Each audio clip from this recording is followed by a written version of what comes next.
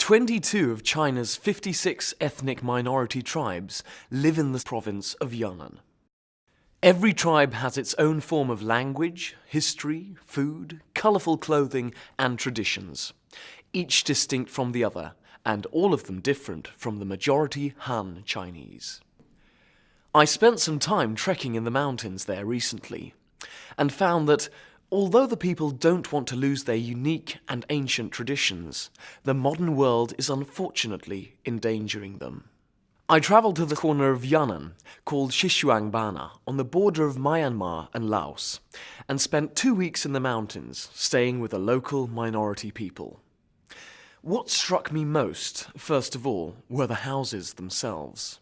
These wooden, 3-story constructions have an earthen ground floor with no walls. This is where the animals, pigs, ducks, chickens and cows live. The living room, where the people cook, eat and relax, is on the first floor. There's no front door. To get there you have to climb up a ladder and go through a hole in the floor. At night, the family sleeps on the second floor, in the roof compartment. The largest ethnic group in Xishuangbanna are the Dai people. The Dai minority language and traditions are closely related to those in nearby Thailand.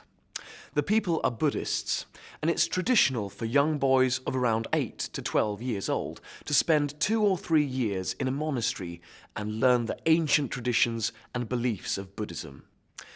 Another interesting tradition is the water splashing festival. According to Dai tradition, the new year occurs between April the 12th and the 18th.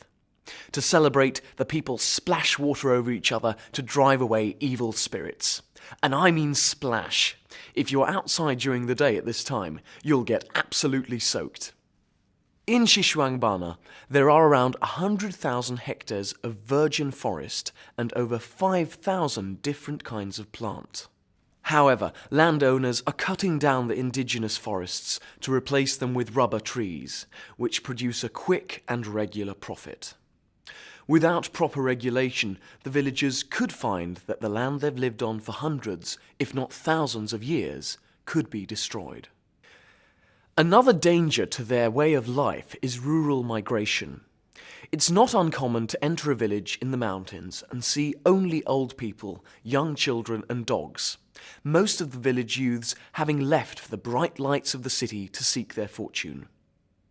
You can't blame young people for wanting to better their lives, but the village elders worry who's going to carry on their ancient traditions in the future. This isn't a problem that affects only the minority tribes of China. It's something every country has to deal with in the modern age. Leaving home to look for a job in the city is one thing, but forgetting our culture and history is another. Like a tree in the rainforest, it's human nature to reach as high as we can, but just like that tree, we should never forget our roots.